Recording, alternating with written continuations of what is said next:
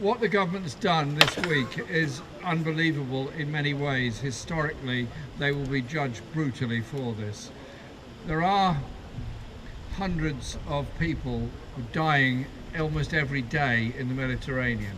Thousands have died over the past decade and a half trying to cross the Mediterranean. Quite a lot have also died crossing the Channel, trying to get to a place of safety. Then you ask yourself the question, why is that happening? Were they out on a sort of cruise, having a day out on the sea, just enjoying the Mediterranean? Or were they people who felt that their lives were so bad, their situation was so bad, they felt safer trying to cross a dangerous sea than staying on the land? Then think about the idea that people that have come to this country, applied to stay here, received indefinite leave to remain, and the words sound pretty permanent, indefinite leave to remain. It's pretty clear, you don't need to check a dictionary to know what that means. And now being told they will be under consideration for cancellation of that. International law, there is nothing illegal about claiming asylum. It is an absolute legal right for anybody, everywhere, across the whole world. And somehow or other that has now been bowdlerised into something that's called illegal. So we're in a very dangerous situation. Why is Nigel Farage and Tommy Robinson allowed to completely dominate our media, dominate our political discourse, and quelle surprise, the opinion polls show that immigration is the biggest issue that people are concerned about around the country?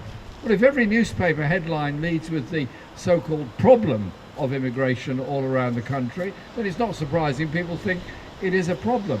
So where are our media in any form of balance on this debate? Where are our media on any form of discussion about the role played by everyone that's made their homes in this country and done the work? I was in a debate with somebody from Reform on television, and she was going on about all the problems of the people that have come here, and I just invited her to go down to the hospital, take a note of all the people that work there, find out how many of them should be removed, and then see if there's anybody left to run the hospital at the end of it, because that is actually what it amounts to.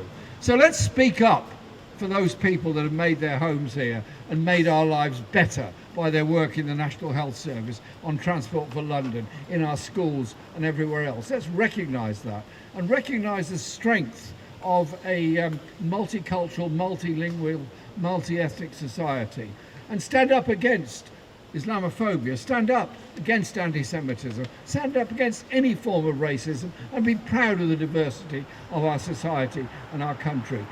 This place over here, proposing these law changes this week, just filled me with utter disgust.